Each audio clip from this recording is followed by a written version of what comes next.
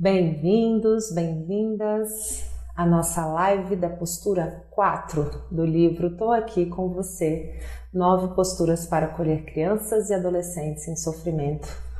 Hoje com a nossa querida Rose Verilo, que é uma amiga de formação, consteladora familiar, psicóloga clínica, uma pessoa com quem eu compartilho uma forma de ver a vida muito afim. E a gente tem essa harmonia, essa troca que a gente viveu ao longo desses anos na Hellinger, na formação como consteladoras. E a gente segue trocando nessa amizade, nessa experiência.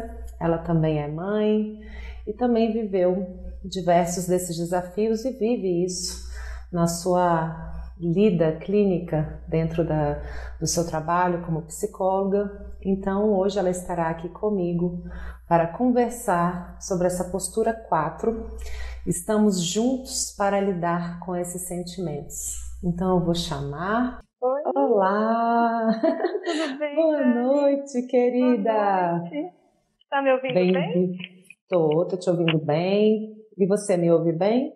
Te ouço bem, te ouço bem. Que bom, bem-vinda, Rose. Finalmente a gente faz uma live, né, querida?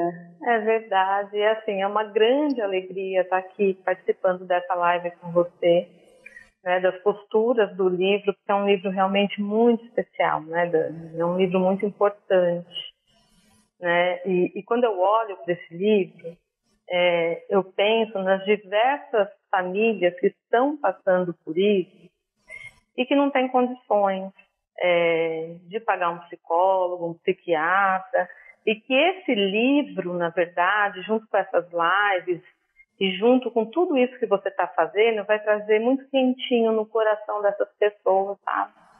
Muitos recursos, né?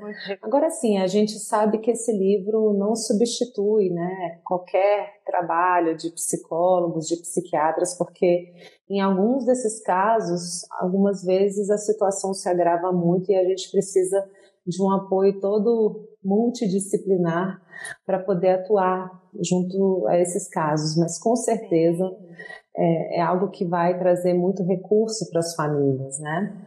Tudo é muito integrativo, né, Dani? Tudo vai integrar, né? Tudo vai complementar. Então, esse livro traz isso, né? Esse complemento. Muito bem. Rose, você pode se apresentar um pouco aqui para o pessoal te conhecer?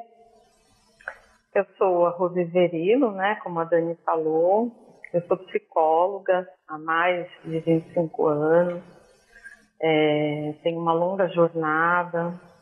Nessa jornada eu fiz a psicologia, especialização em psicologia junguiana, psicossomática, e fui seguindo um longo caminho, né, até chegar na constelação familiar, que foi onde eu e a Dani nos conhecemos, né?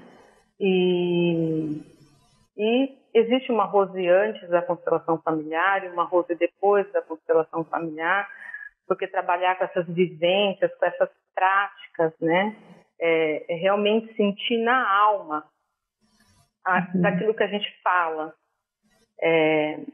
Na minha jornada, eu optei por não trabalhar com crianças, porque logo que eu comecei trabalhando com algumas crianças, mas aí eu percebi que, na verdade, os conflitos da criança vinham dos pais, vinham de situações de família.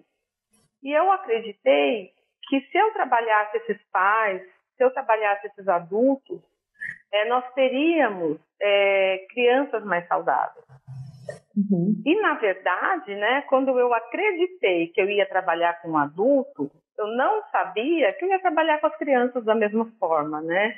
Porque quando o adulto chega aqui, o que a gente trabalha é a sua criança, é o seu adolescente, que de alguma forma viveram situações onde congelou a ferida, onde congelou a dor, e aí a gente vai olhar para essa criança, para esse adolescente. E é muito gostoso olhar para isso, e quando você trabalha os pais, quando você trabalha o adulto, e você fala, olha, agora nós teremos crianças assim, saudáveis, né? Mas muitas vezes eu percebo que esse adulto que que foi muito trabalhado, tem crianças com muitos transtornos também. E aí eu penso, é que ele está tão íntegro, na verdade, para poder cuidar dessa criança melhor. Então, essa criança vai ser muito bem cuidada. Né? Então, eu segui esse caminho. Hoje eu atendo adolescentes, hoje eu atendo poucos adolescentes, mas eu estou com os pais, né? Estou muito com os pais, com os adultos. E é muito importante isso que você está falando, porque é algo que, a princípio, a gente tem aquela nossa visão muito dividida, né?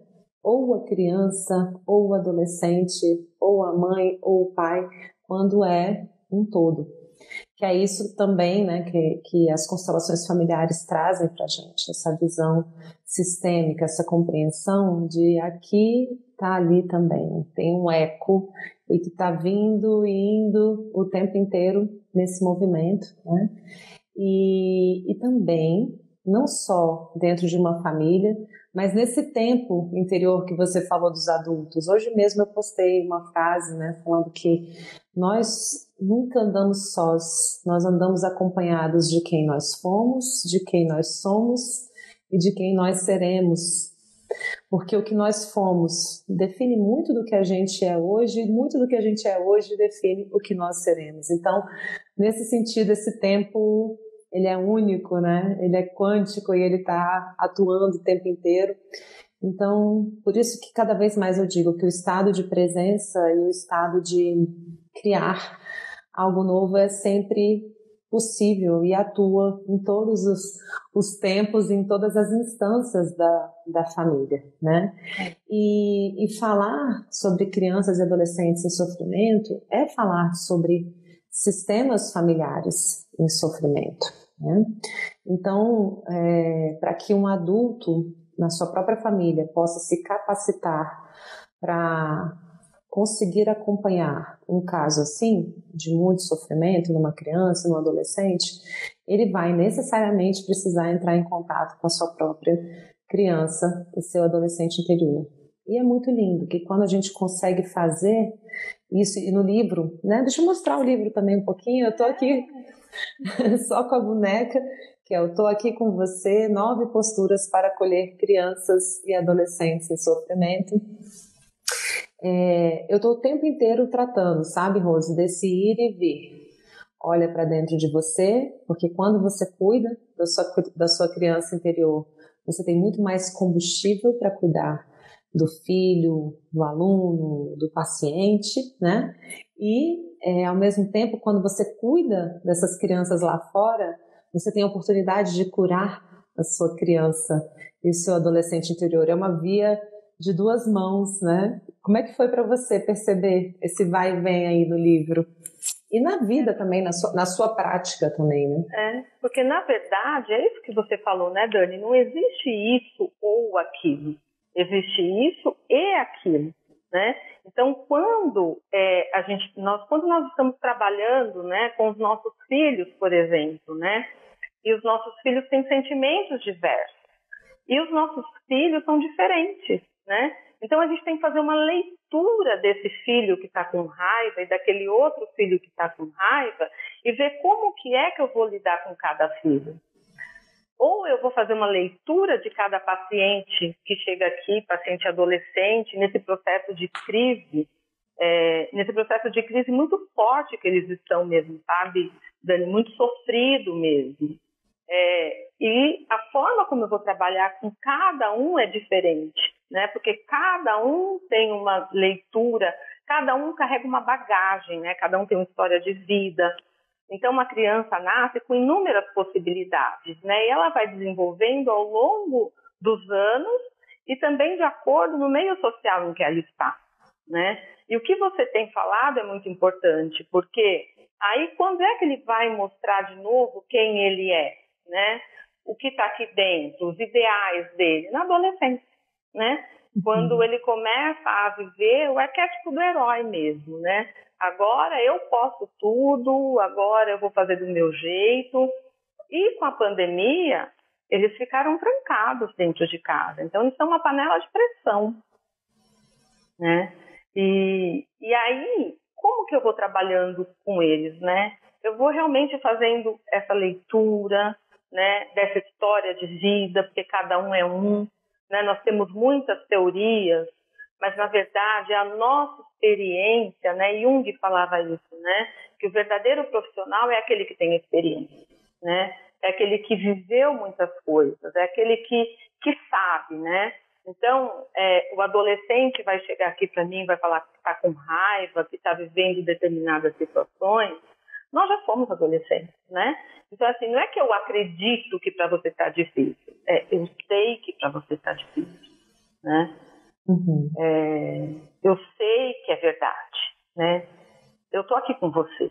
Então, agora você pode expressar a sua dor, né? E aí, muitas vezes, Dani, eu entro na imaginação mesmo, né? Então, vamos imaginar, né? Vamos pensar, né? Vamos sentir no seu corpo físico, né? O que acontece aí no seu corpo? Que imagem que surge quando você sente? Mas qual é a parte do corpo que está incomodando? E cada um é um, Dani. Porque tem paciente que chega aqui e olha para mim, adolescente, assim, de 15 anos de idade, e fala assim, Rosa, eu só preciso ficar quieta hoje. Eu falo, tá bom. Vamos ficar quietas juntas, né? Porque no site terapêutico o silêncio é muito difícil, sabe? E aí você tem que trabalhar o seu silêncio, né? Quando o paciente chega e fala para você, eu só quero ficar quietinha hoje, né? Agora imagina você fazer isso com o filho, Rose, porque tem outra capacitação que você não falou aí. Você é mãe de 2 mulheres agora que já foram crianças e já foram adolescentes e que passaram, né, como todos, assim, por sofrimentos, né, na infância, na adolescência. Então, assim, aí é mais difícil fazer silêncio, né? E aí é engraçado, né, interessante, Dani, porque na verdade, né, as minhas filhas me impulsionaram, né, a querer sempre descobrir mais, né. Eu vou falar do mito do curador ferido, que eu acho muito legal. O curador ferido da mitologia afro, né, que é Obaluaê, né. Então, Obaluaê, ele foi rejeitado pela mãe. E ele ficou muito triste, né? Ficou muito com aquela rejeição. E aí ele cresceu naquela rejeição, sempre muito triste, né? Muito quieto, muito depressivo. E aí um dia teve uma festa de todos os deuses, né? E ele foi convidado. Só que ele ficou do lado de fora. Ele não queria entrar, né? Porque ele falou assim que aquela festa não era para ele, sabe? Como que ele ia se portar? Como que ele ia entrar naquela festa? E aí Ogum, né? Que teve compaixão, teve empatia, ficou com dó, fez aquela roupa de palha para ele, sabe? Fez uma roupa de palha e cobriu todo o corpo dele das feridas que ele carregava, que na verdade era varíola, né? E pronto, agora você pode entrar, o Baluaê, agora você pode entrar que as suas feridas estão todas escondidas, né? E aí ele falou, então agora eu vou entrar. E entrou para a festa. E vem Ansan, né? E faz aquela bagunça aí, ventania, e aquela roupa de palha para cima, para baixo, e venta tudo. E quando ela coloca esse vento, né? Quando ela faz com que tudo isso aconteça, dessas feridas começam a estourar pipoca, né? E ele fica um moço lindo, sabe? E, na verdade, é isso que acontece, né? O milho que é duro, ele passa pelo calor e ele vira pipoca, né? Então, quando eu falo das minhas filhas, Dani, foi quando eu falo que eu ajoelhei e rezei, né?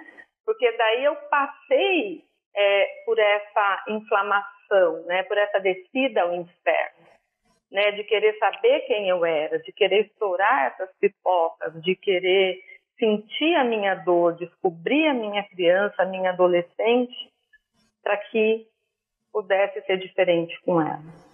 E claro que elas tiveram a dor delas, claro que elas viveram situações muito difíceis, muitos traumas, né? E aí eu fui descobrindo que eu tinha que lidar diferente com o trauma de cada uma.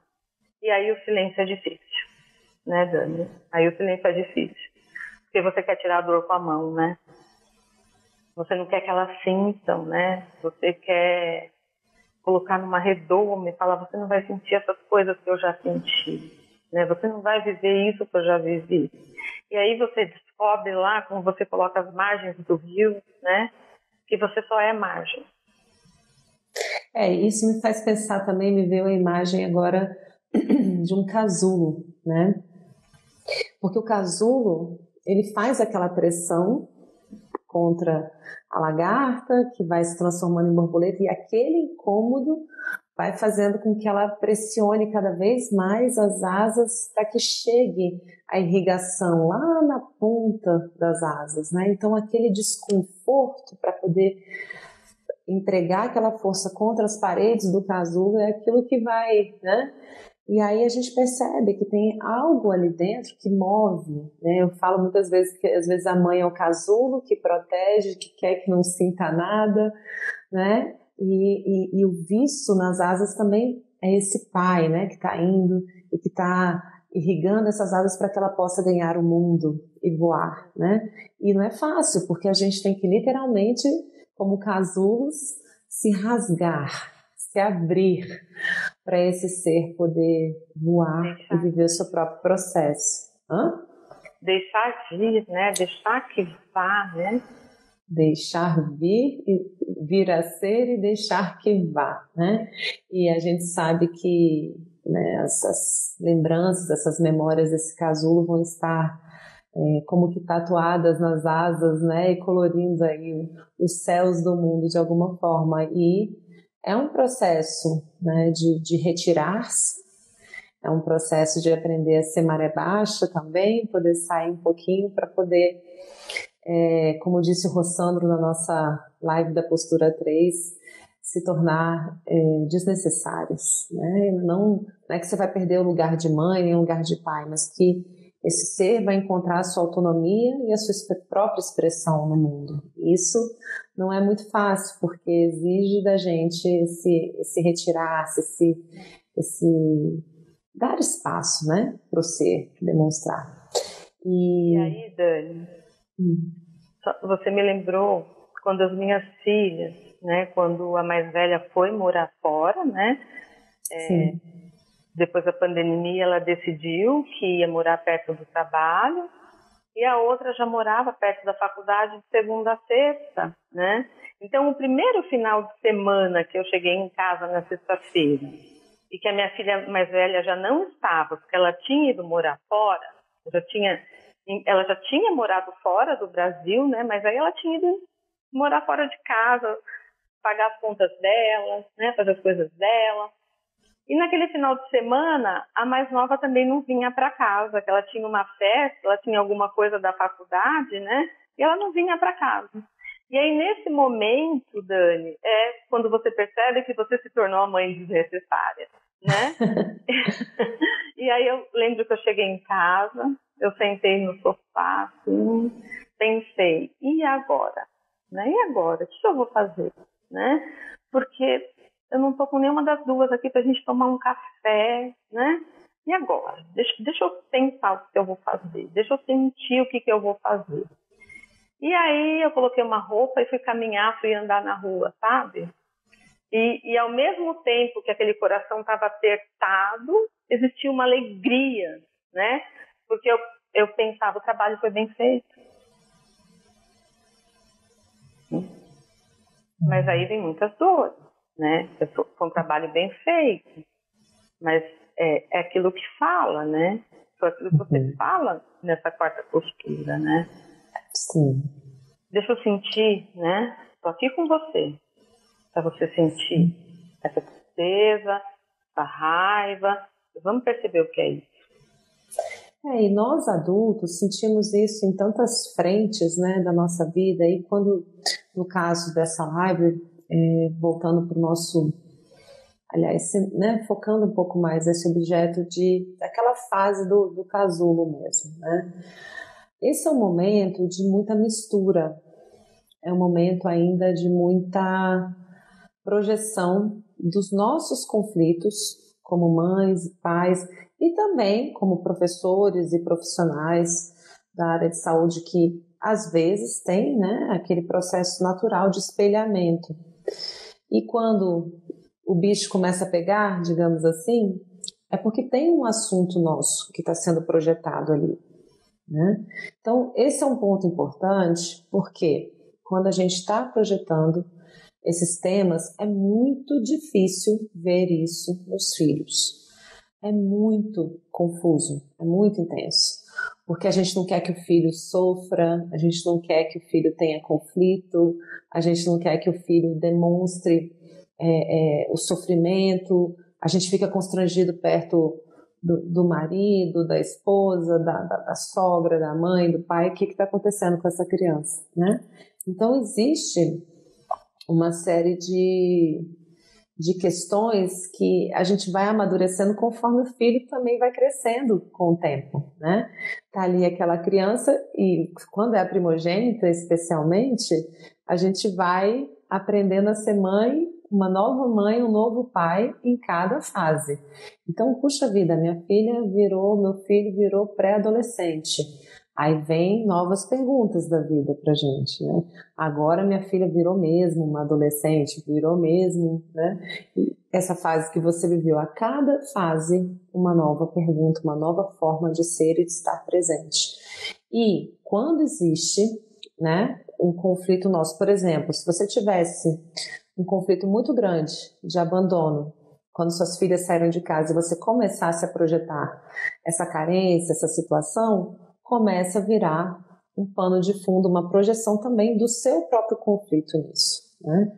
Então, vou dar um outro exemplo. Quando tem famílias com questões de saúde mental e um filho, uma filha começa a apresentar toque, ansiedade, depressão, começa a ter aquele receio de reencontrar algo que já passou pelo sistema antes ou que está ali, né? E aí é muito interessante que algumas vezes a gente precisa trazer para junto da criança justamente a imagem daquele parente que tem aquela situação, para incluir, para que tenha lugar, né?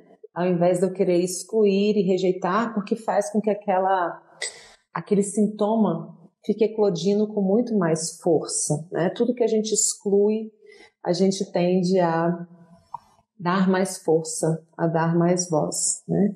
Então, isso tudo que eu estou colocando é bem importante, porque como você também trabalha muito com esses temas, né, de projeção, queria te ouvir um pouco sobre isso, porque a mistura é muito grande, né? Como é que você acha que a gente pode ficar um pouquinho mais atento de uma forma prática para que isso se dê um pouco mais às claras, de forma mais consciente para a gente?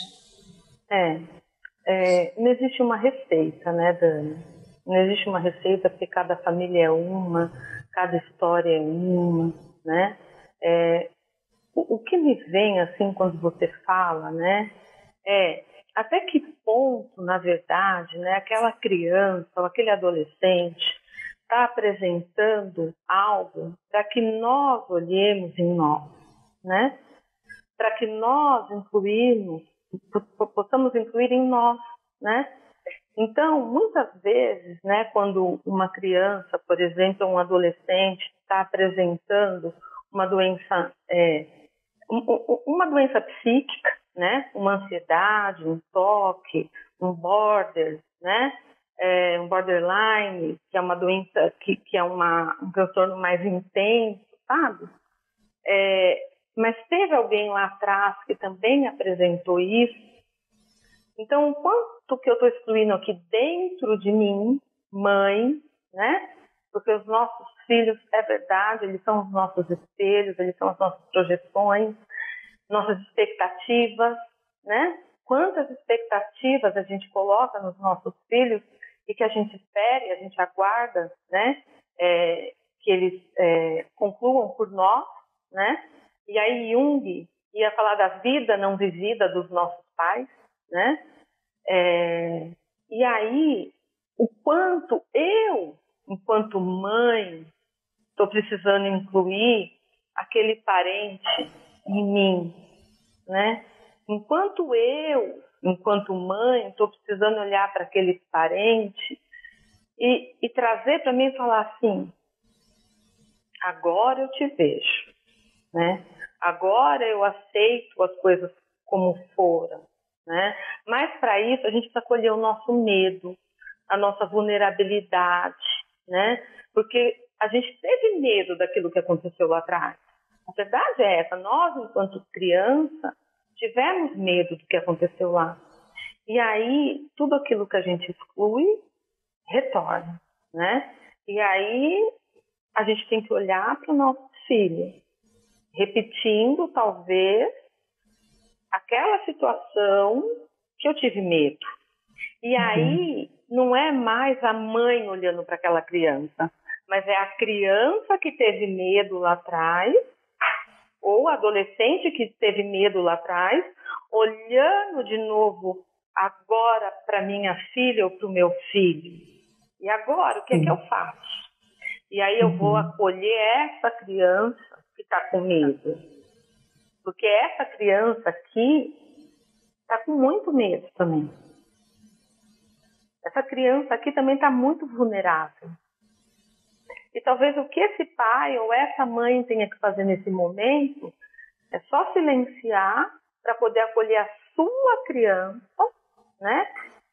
Para poder acolher a sua ferida, para deixar que essa pipoca estoure, para depois eu conseguir olhar de fato para aquela criança. Estourar ao calor do abraço. Exato, isso. E de repente, né? Quando você abraça a sua criança externa, que é o seu filho ou a sua filha, aí você já acolheu a sua criança também. Sim. Sim. É muito bonito isso tudo, né? Porque a gente sabe que as pessoas são como são e passam por histórias difíceis, às vezes de alcoolismo, às vezes de doença mental, às vezes de, enfim, mortes precoces, quanta coisa difícil, né, acontece, e a gente poder olhar para esses destinos difíceis com dignidade, com um respeito. E como que a gente chega nessa postura? É simplesmente se retirar do lugar do julgamento. Porque, em geral, existem visões muito assim, essa pessoa foi fraca, essa pessoa se deixou levar, essa pessoa X, Y, Z. Né? Então, poder parar um pouquinho, olhar para essas partes, né, para essas peças da nossa família, e poder... Engraçado, a frase diz isso, né? Estamos juntos, todos juntos do sistema para lidar com esses sentimentos. Eu não tinha... Isso aqui, essa pétala se abriu agora para mim. O livro escreve a gente, né? Essa é a grande verdade, né? A gente que escreve o livro escreve a gente. E poder dizer para essas partes antes divididas, né? Eu vejo você faz parte. E agora, finalmente, eu posso te dar um lugar, porque eu nada sei das forças que te moveram, da forma como tudo aconteceu.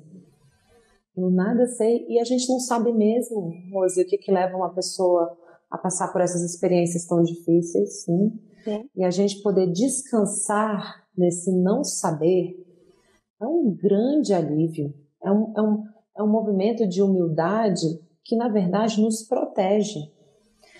E que a gente se torna pequeno perante esses destinos que a gente não faz a menor ideia, porque para eles nós, né, não temos mesmo gerência sobre isso, e dizer, eu nada sei.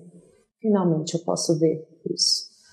E eu abro mão de te julgar, eu abro mão de esperar mais, eu abro mão.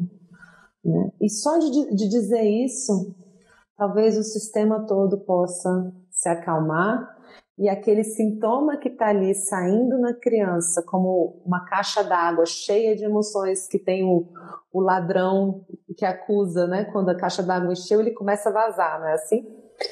que aí ele pode, né, se acalmar e não precisar mais se manifestar como sintoma. E essa criança, né, não sei se foi o René, acho que foi o René, o Rossandro, que falou sobre a esponjinha, né? Porque por algum motivo que a gente também não sabe qual, que a gente não sabe nada, né, Dani? Vem aquele que é a esponjinha, né? Vem aquele que, como um espelho, Melanie Klein falava, né, que você tem um filho que vem como um holofote, né? Que ele te coloca a luz e fala, agora você vai olhar para tudo. Você quer ou não, agora você vai olhar. Tá? E é isso, né? Te coloca luz e você olha. E nada, né? Falando por mim agora, tá? Mas nada te torna mais humilde do que um filho, né?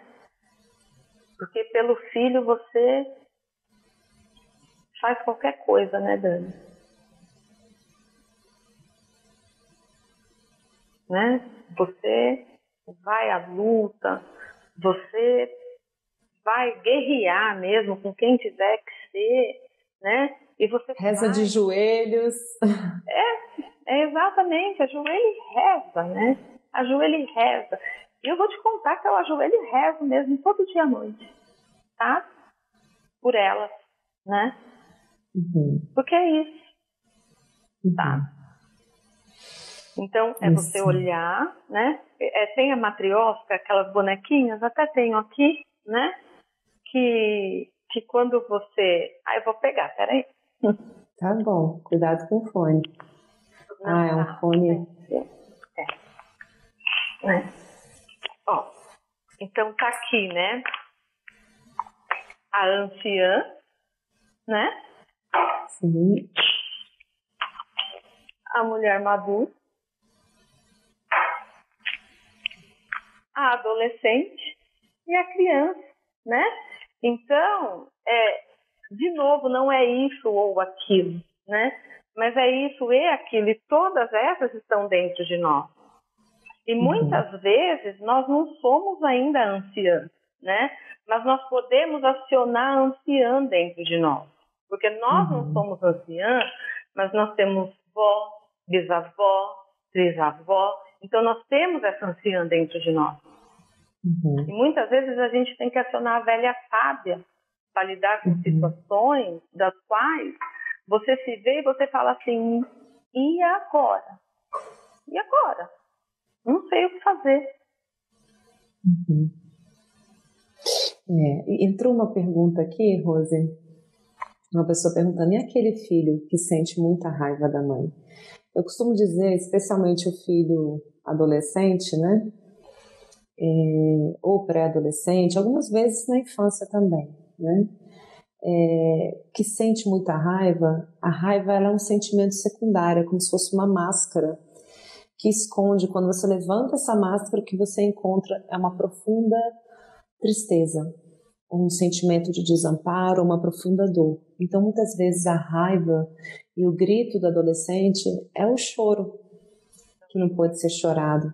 É o grito desse sistema familiar, é o grito também que a mãe e o pai não conseguiram dar. Então, ele é um grito sistêmico também, né? Então, é muito importante, e eu tenho buscado trazer essa consciência. Todas essas lives, gente, elas estão gravadas aqui no meu IGTV, mas eu estou colocando todas dentro de uma playlist no meu YouTube chamado Tô Aqui Com Você, que é o nome do livro, mostrando aqui rapidinho de novo. Quem quiser adquirir, tá no meu perfil, é só entrar no meu @daniela.migliari, clicar ali naquele link que entra para poder comprar, e o livro está sendo entregue em todo o Brasil. E ele está subindo também essa semana para quem mora fora do país e precisa do livro, né, de forma eletrônica, ele também vai ficar disponível. Então, esse é um livro que foi todo construído, e dentro dessa playlist eu estou trazendo também vários vídeos e meditações de acolhimento à criança ferida no interior. Porque quando nós, pais, estamos nutridos, estamos conciliados, porque Quando a gente chegou na vida adulta, Rose, a gente não tem mais como ficar exigindo que a nossa mãe, que o nosso pai, né, cuidem da gente. A gente já está na nossa vida adulta e a gente meio que vai se maternar, se paternar e se cuidar, se responsabilizar sobre o seu próprio processo de acolhimento. E tem como fazer isso, lógico, olhando internamente para a nossa relação com a nossa mãe, com o nosso pai, que são as nossas raízes, são a fonte da nossa vida, né, com o máximo possível de respeito e de dignidade, e nesse lugar que eu já comentei aqui anteriormente, de se retirar-se do julgamento, né? Nem sempre é fácil, muitas vezes precisa de acompanhamento terapêutico, outras tantas vezes precisa de uma constelação familiar para auxiliar nisso. Algumas vezes existe um trauma, um movimento de amor interrompido em que a gente perdeu a confiança na nossa mãe, no nosso pai, e por a gente não estar conseguindo ter isso, fica difícil de oferecer essa vinculação aos filhos. Porque se eu perdi a confiança no vínculo com a minha mãe, com meu pai, o medo de se vincular novamente e perder é muito grande. E às vezes essa defesa a gente passa de uma forma inconsciente para os filhos. Não é na maldade, não é nada disso, é simplesmente um conflito que está ali, não como uma punição, mas porque a gente tem possibilidade de crescer com ele, de se desenvolver e poder fazer essa nova integração. Por isso que acolher a criança e adolescente ferido tem a ver com acolher a criança e adolescente feridos dentro de nós, né? Então, uma das perguntas que eu trouxe para você, que eu gostaria já de trazer para você aqui, é como que a gente pode acompanhar essa criança e esse adolescente de uma forma prática na elaboração de um conflito que ele esteja vivendo. O que você dá de dicas nesse sentido? Como adolescente, né, eu trabalho muito com imagens, Dani, com contos, com metáforas, né, porque eu percebo que é a forma mais fácil, né, mais tranquila, mais amorosa de chegar até o adolescente. Né? Quando o adolescente está vivendo um conflito, muitas vezes é um trauma mesmo, né? E muitas vezes o trauma precisa de uma conclusão, né? De repente, ele sofreu um bullying na escola X, né? E aí, junto ali com a imaginação, com o corpo dele, usando tudo isso, né? Eu vou trabalhando muito, e se você pudesse ter feito alguma coisa, o que você teria feito? Eu teria dado um murro nele. É mesmo? Tá, mas e o que você acha que teria acontecido se você tivesse ido por vias de fato e dado um murro nele? E aí eu vou trabalhando junto com essa conclusão do trauma, igual no amor interrompido, sabe? Que quando há um amor interrompido, que é quando uma mãe, por algum motivo, se distanciou do filho ainda pequeno, ou o pai também. Ou o pai, né? Você coloca, né, para refazer esse movimento, né? Que Bert fala, né, que aos 90 e poucos anos ele teve que ir de volta para a mãe. 90 e poucos anos, Bert Hellinger, né? Então, eu fico aqui me imaginando, sabe? Então... Que bom, a gente tem aventura até o fim da vida, a gente ainda tem umas voltas para dar na montanha-russa. Então, exato, né? E porque a nossa evolução, ela é para sempre mesmo, né? Então, quando a gente estrutura uma coisa, outra se desestrutura. E aí a gente vai olhar para outra, né? Então, é olhando para esse adolescente dessa forma, sabe? Quando você falou da borboleta, por exemplo, né? Eu lembrei de uma historinha que um professor contou, o Magaldi, né? Historinha da borboleta, que daí ele faz uma historinha da borboleta que comia as folhas, né? E ele vai contando a historinha da borboleta, até que a borboleta, quando ela achou que ela ia morrer de verdade, lagarta. Da lagarta, quando ela vai para o lado da árvore, ela começa a voar, e o que é que está acontecendo? Como assim eu estou voando, né? Que toda vez que ela acreditou que ela ia morrer, né, algo de lindo aconteceu na vida dela. Sim. Então, eu vou trabalhando muito essas questões, né, metáforas. É a forma mais tranquila para trabalhar com adolescente. Histórias, contos, mitos. Os contos ajudam muito. Hoje eu estava contando para os meus filhos no carro, porque a gente estava conversando sobre holografia, eles foram visitar a exposição do Van Gogh aqui, e eu contei para eles, né, de uma forma, de um atendimento que Bert Hellinger fez. Eu não me lembro exatamente como que foi com ele, mas eu contei uma história análoga e parecida para eles entenderem, né, que pais buscaram o Bert para poder trabalhar com uma criança que estava fazendo xixi todos os dias de noite, não estava dormindo bem, a família toda acordava, então era algo ali que estava atrapalhando, né? E que aí o Bert foi conversar com essa criança e começou a contar para ele uma história. Ele não falou diretamente para a criança sobre a situação, olha, você está dormindo, está acordando, está fazendo xixi, o que está acontecendo, por quê? Não. O Bert fez um conto, contou uma historinha para ele de um menino que todas as noites ia dormir e ele ficava escutando um barulhinho de uma água pingando, um barulho estranho, e aquilo não deixava ele dormir. Aí uma certa noite ele tomou coragem, pegou a lanterninha dele e foi andando e encontrou ali no porão da casa qual que era a origem desse barulho. Era uma torneira pingando água, pingando e batendo ali numa superfície que fazia um barulho mais forte. E aí ele chegou e fechou essa torneira. Então ele guardou a lanterna dele, subiu todo o caminho de volta até o seu quarto, se deitou na sua cama e dormiu tranquilamente. E aí essa criança voltou para casa com os pais e naquela noite já não fez o xixi na cama.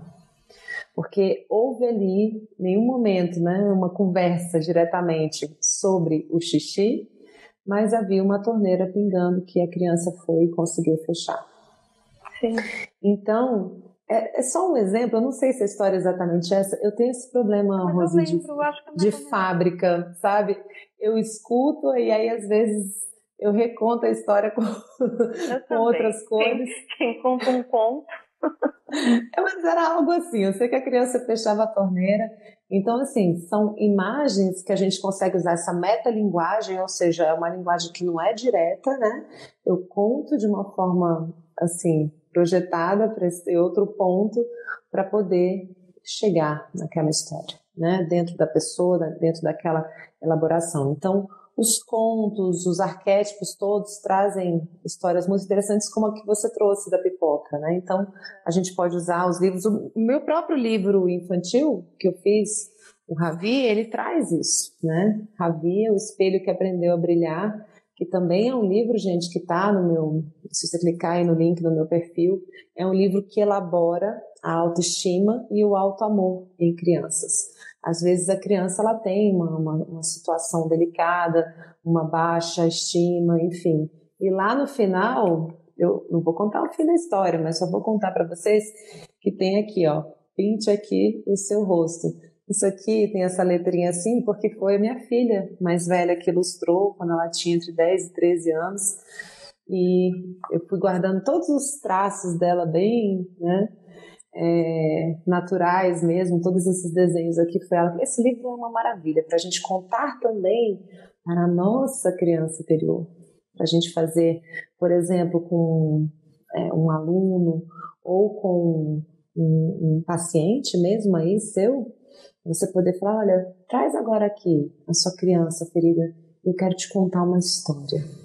E aí mostrando, né, as imagens, mostrando cada um dos momentos até que ele chega e se descobre, porque isso tudo é curativo também para os adultos, né? E quando um adulto entra nesse estado de intenção, de presença e conta essa história para o seu aluno, para o seu paciente, para o seu filho, para o seu sobrinho, para o seu neto, com essa intenção, ele também pode ver sentado ao lado do filho, a sua criança interna. E a gente vai se curando conforme a gente vai apoiando as crianças a atravessarem esses lugares, né? Então é muito lindo a gente poder viver essas curas em conjunto, porque o espelho ele não funciona só para projetar conflito. O espelho funciona para projetar cura, alegria, gratidão também. E as imagens, Dani, também elas são muito reais, né? Então, quando você fala para um adolescente ou para uma criança, fecha os olhos e conta para mim que parte do seu corpo está essa raiva, né? E de repente ela fala assim, está na minha mão, né? Então vamos voltar a atenção para sua mãozinha, vamos voltar a atenção para sua mão, né? Que imagem que surge, né? E aí vão surgindo imagens muito interessantes, né?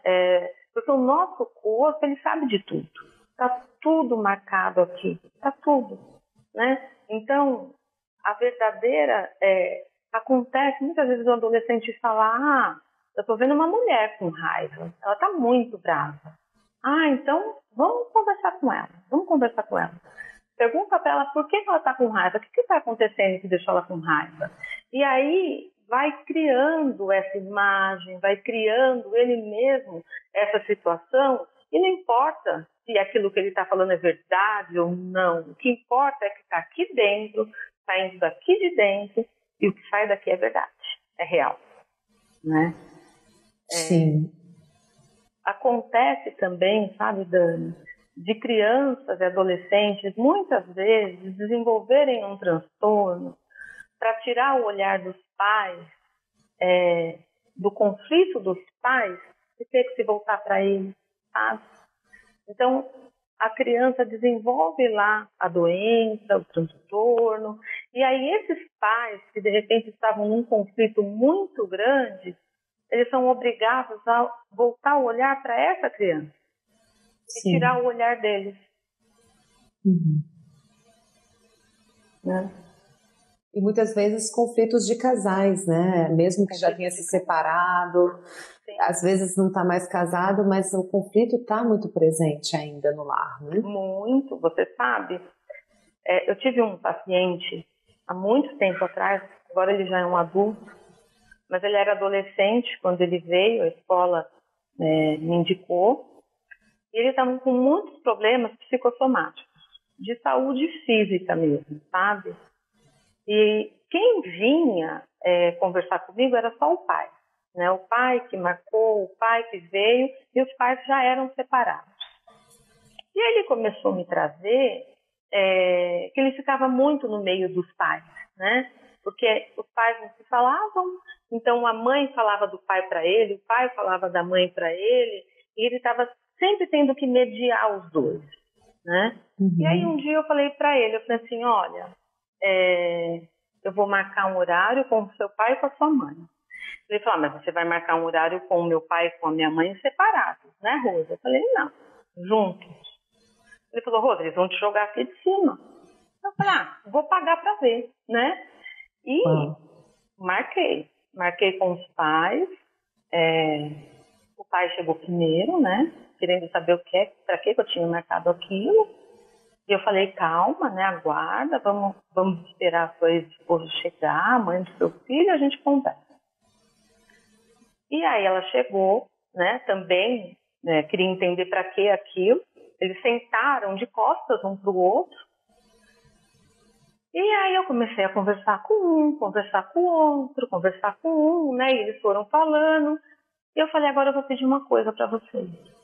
Eu vou pedir para vocês se olharem. E aí eles se olharam. E eu falei, agora você, um de cada vez, né? Falei para a mulher, você vai falar para ele tudo que você sente. Tudo que você gostaria de falar para ele esses anos todos e que você nunca disse. Está guardado dentro de você e que você fala para o seu filho todos os dias. Eu falei, se você falar para ele, você não vai precisar falar disso mais. E ela falou, as lágrimas pulavam. Né? Na frente do filho? Não, estava só com os dois, né? Porque era um conflito de adultos, né? E sim, aí, depois o pai falou, aí o pai também se posicionou, e aí eles se olharam, se colocaram e foram ficando tranquilos, né? E foram ficando bem. Eu saí do consultório, era 11 horas da noite, eles estavam conversando na calçada, né? 2 semanas depois o filho veio, sentou na minha frente e falou: Rose. Eu falei: que foi? Ele falou: o que você fez aqui com meu pai e com a minha mãe?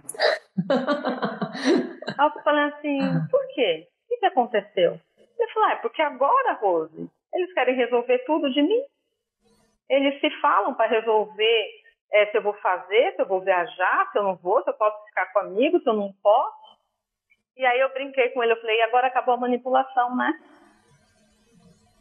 Aí ele deu um sorriso e falou: só quero saber o que você fez com ele, né? E esse foi um trabalho lindo, né? Porque ele foi melhorando lentamente, claro. Psicólogo, ele passava no homeopata, fazia acupuntura, porque ele desenvolveu um problema de saúde mesmo, né? Sim, sim. E o sintoma sempre busca a solução, né, Rose? Sim, sim. E os sintomas dele eram sérios. Eu olhava e falava assim: não, né? Vamos olhar para a raiz disso, né? E aí, claro, né, Dani, que esse pai também teve um pai e uma mãe, essa mãe também teve um pai e uma mãe, né? E muitas vezes são situações que só vão se repetindo até serem olhadas de frente. E você trouxe um assunto, uma palavra especificamente bem importante, que é a palavra manipulação. É muito comum, especialmente entre adolescentes, né, e crianças que estão vivendo esses processos, às vezes os pais se colocarem nesse lugar e professores também, né, enfim, terapeutas, né, essa criança está manipulando, esse adolescente está manipulando. E é muito importante, assim como a raiva é um grito de ajuda, é um grito de socorro, e que está ali como uma reação instintiva que diz: eu quero viver, eu quero fazer, eu quero acontecer. E a gente tende às vezes a excluir, a não querer entrar em contato e a começar a julgar essa criança e esse adolescente nesses lugares. Quando você levanta a máscara da raiva, tem lá um profundo desamparo, uma profunda tristeza, a manipulação é a mesma coisa. A manipulação é um pedido de socorro. A manipulação é um pedido, um grito pelo amor de Deus, né? Então não são só os sintomas físicos, esses sintomas comportamentais que às vezes se mostram como uma pessoa que está ali vivendo uma situação de muito conflito na escola, de muita dor, de peitar professor e peita tudo e não aguenta. Isso tudo é também um sintoma, um pedido de socorro, né? Olha para mim, eu estou aqui, ele também está aqui, os pais estão, eu estou aqui, os professores, eu estou aqui para te auxiliar nisso, que é o nome do livro, né?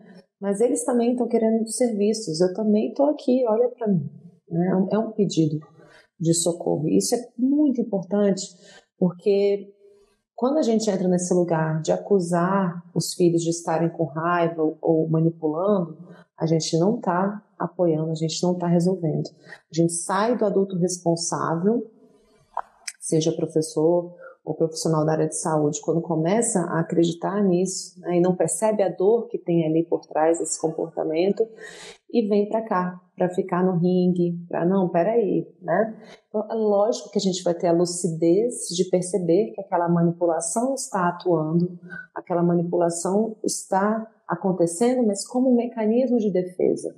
Como é que eu auxilio essa criança, esse adolescente a confiar, né, e conseguir acessar essa tristeza, esse desamparo, para poder ajudá-lo a reelaborar isso e não precisar mais desse recurso da violência, do grito, da raiva, da automutilação, né, da depressão profunda, dos sintomas físicos, né, da ansiedade, enfim, é bem importante. Só finalizando, né, porque quando eu finalizei para ele, por exemplo, ele compreendeu que ele não precisava mais desse recurso, sabe? Ele estava sendo visto, né? Então, às vezes, quando você com muito amor e com muito cuidado, você vai sinalizando o que está acontecendo, o próprio adolescente ele vai buscando outros recursos para poder lidar com essa dor. Porque muitas vezes, Dani, o adolescente ele tem que ir aprendendo a lidar sozinho com a dor dele. Porque em muitos momentos, aquele pai, aquela mãe, eles estão tão doloridos, com tanta ferida, que eles não estão dando conta. Eles não estão dando conta. E aí é quando, no caso, o profissional percebe, né, essa situação e ele vai, de alguma forma, junto com o paciente, ajudando com que ele vá encontrando recursos, né? Vai sinalizando o que está acontecendo e vão buscando recursos juntos, né? Para você poder lidar com essa dor. Uhum. Porque e desculpa. Só ia falar, porque muitas vezes a dor dos pais, elas estão assim, gigantescas. E aí não consegue olhar de jeito nenhum. Fica do tamanho do filho, sabe? É adolescente contra adolescente mesmo. E tem que pedir ajuda nessa hora, né, Rose? Porque ninguém faz isso porque é fraco, porque é do mal, porque, enfim, não sabe ser mãe, não sabe ser pai, porque isso é sofrido demais para as mães e para os pais ficarem se sentindo diminuídos nesse lugar. A questão é também não se afeiçoar a esse lugar de criança e adolescente interior ferido, ter a lucidez de perceber que está entrando nesse lugar e buscar auxílio para aprender a acolher o seu próprio processo, pedir ajuda. E esse, Dani, é um processo de perceber onde ele está, de perceber que ele está adolescente igual o filho. E muitas vezes eu percebo que isso leva um tempo, porque essa mãe e esse pai não conseguem perceber. Então, é como se você fosse lentamente, junto ali no processo dele, até ele conseguir olhar e falar, olha, eu preciso de ajuda, né? Teve um paciente também, há umas semanas atrás, que tem estado muito doente, mas ele não consegue perceber o que está acontecendo, né? Então, assim, é um processo que a gente vai devagarzinho, né? Olha, o seu corpo está mostrando, né?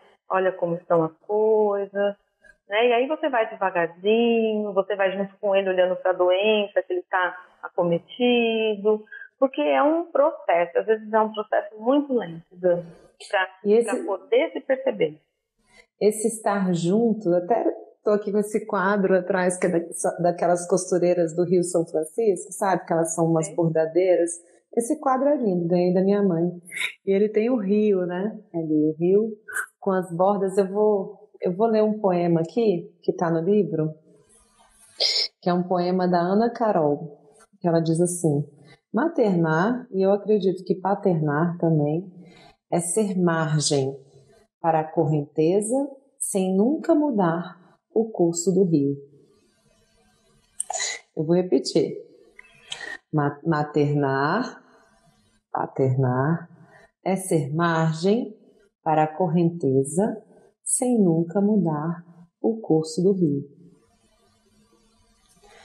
E eu acredito que esse acompanhamento, como profissional de saúde, como professor também, é conseguir fazer esse acompanhamento respeitando a natureza própria daquele ser, né? Sim.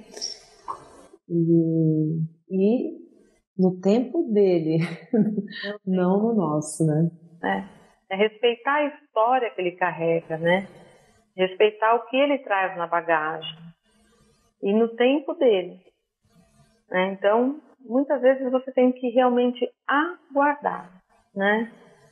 E com muita paciência, e trabalhando junto, e caminhando junto, sabe?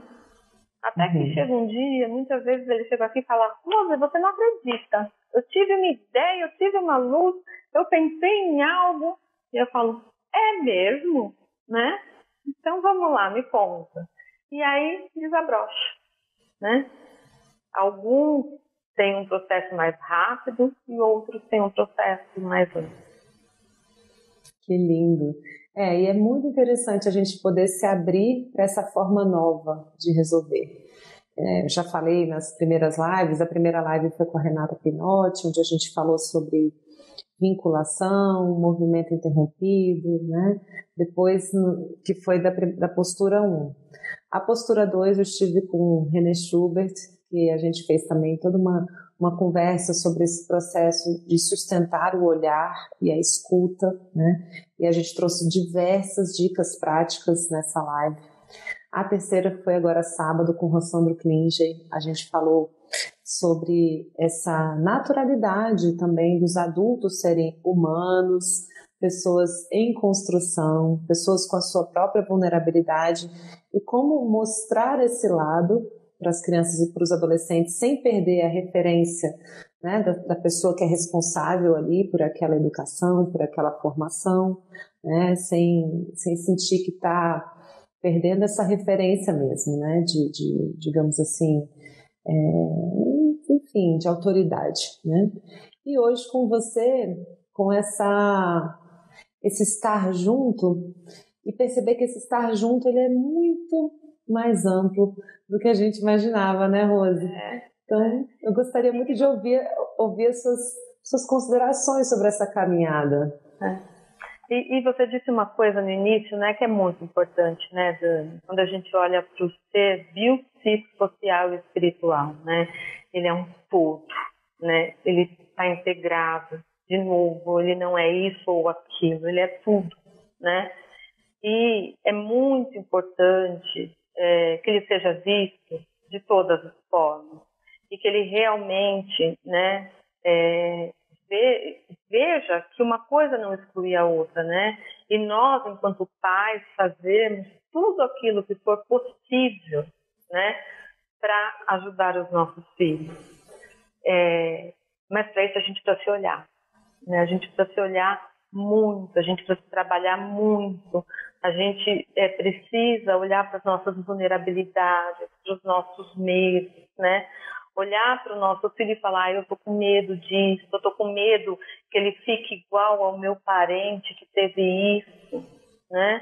E olhar para o medo dele, se ele tiver a mesma situação que o meu parente, mas um medo que eu tenho de ter que passar por isso de novo, né? Porque já foi tão dolorido passar por isso, né? E eu vou passar de novo por isso, né? Vai passar e vai curar. Exato, mas num primeiro momento é você poder aceitar isso. E aí depois que você aceita isso, aí você fala, pronto, agora eu estou pronta para olhar para isso. Agora eu olho, agora eu vejo, né? Agora está tudo bem. Mas olhar para a própria vulnerabilidade, para os próprios medos, para a própria criança. E aí você consegue olhar para fora, né? Porque não existe dentro ou fora, existe dentro e fora, né? E quando eu olho para dentro, eu também olho para fora. É isso aí, Hermes Trismegisto já nos ensinou isso nas leis herméticas, né, minha amiga? Minha amiga, filósofa, que papo bom, a gente já completou 1 hora de live. Ai, que delícia! Eu quero Nem te parece. agradecer muito, Dani. Foi muito bom. Eu que te agradeço também. Você me agradece e eu te agradeço. Porque eu ia falar que é uma honra estar aqui com você, né? Porque você sabe o quanto eu te admiro. A honra é minha, Rose, e eu fico vendo aqui também as pessoas participando aqui com a gente, mandando coraçãozinho, enviando sugestão. Teve uma pessoa que colocou ali um livro muito bom também, o Contos que Curam. Gente, tem muita coisa linda, né, à disposição. A gente tem formado uma rede de pessoas afins, de pessoas com essa sintonia, para poder trazer essas posturas. Vejam, essas posturas não são mágicas, elas não são assim, algo que, né, vem aqui, bala de prata vai resolver tudo. Não é assim. é todo um somatório de coisas. E quando a gente consegue, sabe, parar um pouquinho, experimentar coisas novas, buscar esse auxílio, buscar esse apoio, a gente pode sim se enriquecer uns com os outros, né? E mais uma vez eu quero me colocar à disposição. Saiu uma remessa grande hoje para todo o Brasil. E sabe o que eu fiz, Rose? Eu passei aqui do lado assim uma essência que a gente passou também no dia do lançamento, que é uma essência de óleos, assim, bem perfumadinhos para a pessoa, quando ela for ler, sabe, sair aquele cheirinho já para ir cuidando. Vai. Então, gente, quem quiser adquirir esse livro dá praticamente uma meia hora só de leitura. Ele é muito rápido, ele é muito curto. Essas propostas de poder experimentar essas posturas, e lógico, quem vai fazer, quem vai colocar isso em ação são os professores, são os profissionais de saúde, são as mães e os pais, tios, avós, que vão experimentar esses lugares e colocar em ação quem eles são, né? Então, olha, tá aqui, tá no meu perfil, é só clicar lá para poder adquirir e ir para todo o Brasil. E essas lives todas estão disponíveis aqui no IGTV, no YouTube, porque a proposta é que eu queria que vocês sentissem o aprofundamento desses temas por meio das lives, tá bom, gente? Então, eu tô fazendo isso aqui com todo o coração. Vocês estão vendo as pessoas que estão vindo aqui, cada uma escolhida a dedo. Rose é uma colega psicóloga clínica, terapeuta também da área de constelação familiar, e ela é maravilhosa. Rose, muita gratidão. Quer fazer suas considerações finais? Ai, Dani, eu estou muito feliz de estar aqui com você, né? Olhar para o ser como um todo, sabe? Buscar tudo que for necessário, psicólogo, psiquiatra, tudo que for necessário para poder ajudar na melhora desse ser, sabe? Que é um ser muito importante para a gente, né? Todos eles só estão sinalizando a sua dor. Então, é dar luz e ver o que tem por trás. Só isso. É isso, querida. E dizer para os pais, né, e professores que estão passando por um tempo tão puxado, quinta-feira eu vou fazer a live sobre a postura 5 com a Ellen Vieira da Fonseca, que é especialista em pedagogia sistêmica, e ela vai falar muito sobre as soluções para as escolas. Então, eu acredito que a gente ainda vai ter aí encontros muito ricos, muito maravilhosos. E dizer, acreditem, busquem auxílio, né? O tal do pedir e obtereis, vamos pedir mesmo apoio, e a gente vai somando e a gente vai encontrando, né, formas de lidar com essa dor tão pungente, né, que é ver uma criança e um adolescente num processo de sofrimento intenso. Então eu tenho feito esse recado ao final de todas as lives, né? Não estamos sozinhos, estamos todos dando esse abraço em sociedade, porque a gente pode se curar também nessas trocas em conjunto e prevenir momentos difíceis, como muitas famílias estão passando, com ideações suicidas, com suicídios efetivos, né? Então a gente pode trabalhar para prevenir isso tudo e fazer com que isso seja um degrau que vai elevar a todos em conjunto também, não é isso? Bom, então agradeço a presença de todos, a você, Rose, toda a gratidão. Boa noite a todos que estiveram aqui. Sim, a live vai ficar salva e quinta-feira tem mais. Vão acompanhando aí no meu feed e enviem essa live aqui por esse aviãozinho para pessoas que vocês sentirem dentro do seu coração que podem se beneficiar desse conteúdo aqui também, tá bom, gente? Então, boa noite, Rose. Um beijo, muito obrigada, viu? Eu que te agradeço também pela sua presença. Fica com Deus, um beijão. Tchau, tchau. Fica com Deus. Tchau, tchau.